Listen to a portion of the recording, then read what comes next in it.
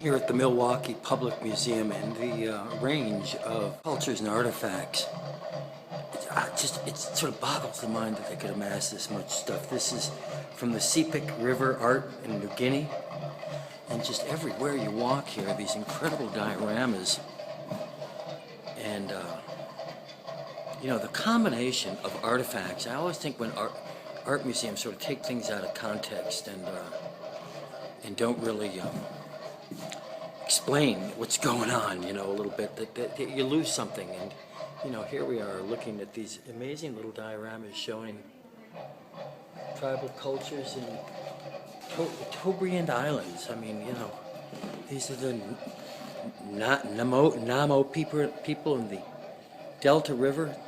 Kind of amazing, the capacity of human beings to make art, and what constitutes art, and how cultures define themselves through art. The Solomon Islands,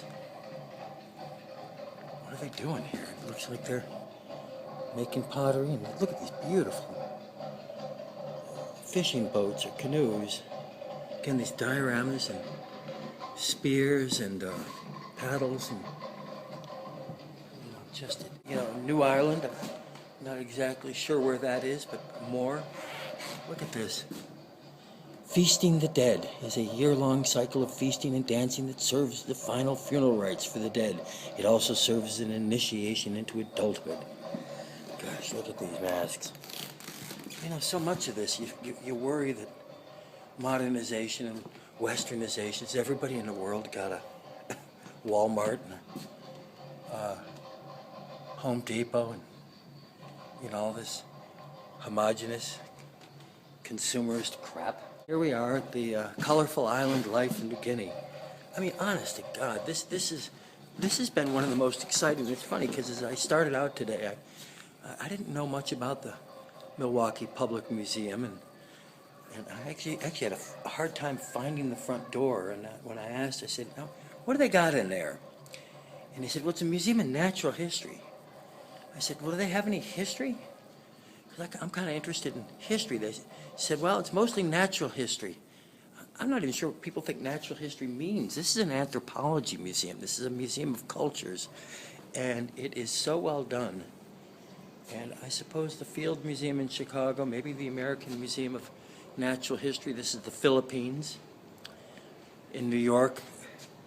But this has got to be one of the 3 or 4 greatest museums of its type in the United States, and what a treat to be here.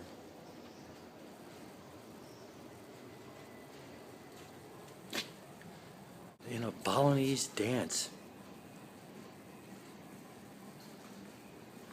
Southeast Asia, Thailand. But you get the idea.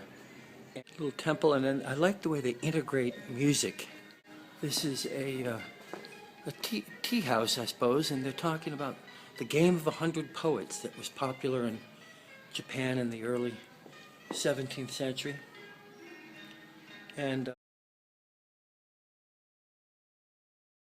let's get on to the first floor and see if we can look at the streets of old Milwaukee display. It's about, gosh, there must be 50 of these dioramas of historical periods and cultures.